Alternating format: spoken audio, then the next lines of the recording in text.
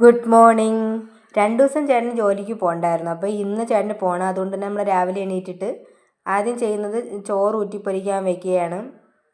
5:30ക്ക് alarm set ചെയ്തതാണ്. പക്ഷേ ഞാൻ എണീറ്റപ്പോൾ 5:50 ഞാനൊന്ന് രാവിലെ എണീറ്റിട്ട് ഈ പ്രതിലിപി എന്ന് പറയുന്ന ഒരു ആപ്പുണ്ട്. ആ ആപ്പിൽ കഥ വായിക്കും. നിങ്ങൾ വായിക്കുമോ? ഞാൻ രാവിലെ എണീറ്റ ഉടനെ ചെയ്യുക എന്ന് വെച്ചാൽ ഫോൺ കയ്യിലെടുക്കുക, ഈ ആപ്പിലെ കഥ വായിക്കും. അപ്പോഴത്തേക്ക് തിങ്കൾ എണീറ്റ് വന്നു.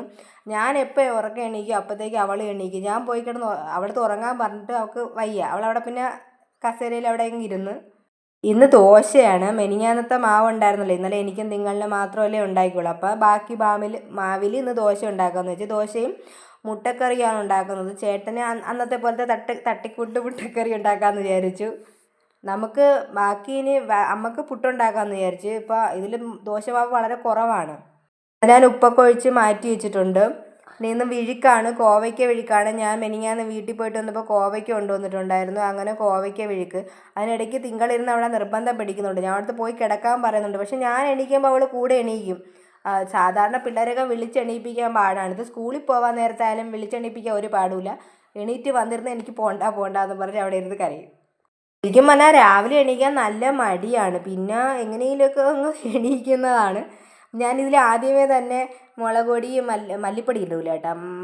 മഞ്ഞപ്പൊടിയും കുറച്ച് മസാലപ്പൊടിയൊക്കെ ഇട്ട് മിക്സ് ചെയ്ത് വയ്ക്കും.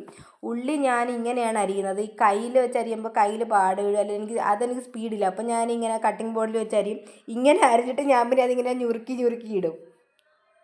എപ്പോൾ അരി എടുത്താലും കണ്ണും മൂക്കും ഒക്കെ നീറും. അതിനിടയ്ക്ക് തിങ്കൾ അവളെ പാവേനെ തൂക്കിക്കൊണ്ട് നടക്കുന്നുണ്ട്. ഉള്ളി അരിഞ്ഞ് ഇഞ്ചിയും വെളുത്തുള്ളിയും എല്ലാം കൂടെയൊക്കെ ചതച്ച് എടുത്തിട്ടുണ്ട്. അപ്പോൾ നമുക്ക് ഉള്ളി വാട്ടാനായിട്ട് ചോദിച്ചു. അതിൻ്റെ അപ്പുറത്ത് തന്നെ കോവയ്ക്ക വിഴുക്കും വേവിക്കാനായിട്ട് വെച്ചിട്ടുണ്ട്. കോവയ്ക്ക ഏതാണ്ട് പകുതി വേവായി. ചേട്ടന് നല്ലോണം വേവുന്ന ഇഷ്ടമല്ല, ഇതിപ്പോൾ ചേട്ടന് മാത്രമേ ഉള്ളൂ. അതുകൊണ്ട് പകുതി വേവിലാണ് വേവിച്ചത്. അപ്പോഴത്തേക്ക് ഞാൻ ദോശ ചുടാമെന്ന് വിചാരിച്ചു. ദോശ 2 ദിവസം ആയതുകൊണ്ടാണെന്ന് തോന്നുന്നു ദോശയ്ക്ക് വലിയൊരു മയമില്ല. ദോശ വലിയൊരു ഇതില്ല. അതിന് മാവ് ആട്ടിയത് ശരിയാവാത്തത് കൊണ്ടാണ് ഇന്നലത്തെ ദോശയെ കൊള്ളൂലായിരുന്നു. അങ്ങനെ 2 മുട്ട ഞാൻ ഒഴിച്ചു. ഒന്ന് എനിക്കാണ് കേട്ടോ. ഈ മുട്ടക്കറിക്ക് നല്ല ടേസ്റ്റാണ്. നിങ്ങൾ ഒന്ന് ട്രൈ ചെയ്ത് നോക്കണം കേട്ടോ എല്ലാവരും. പിന്നെ മോരുകറി ഉണ്ടാക്കാനാണ് നിന്നത്. അപ്പോൾ സമയമില്ലാത്തതുകൊണ്ട് പിന്നെ തൈരിൽ ചേട്ടൻ ഇഞ്ചിയും പച്ചമുളകും കറിവേപ്പിലയൊക്കെ ഇട്ട് തൈര് ഉണ്ടാക്കാമെന്ന് വെച്ചു. പിന്നെ ഇന്ന് ചോറിന് കൂട്ടാനായിട്ട് ഇന്നലത്തെ മീൻ കറി പാരമീൻ വറ്റിച്ചതുണ്ട്.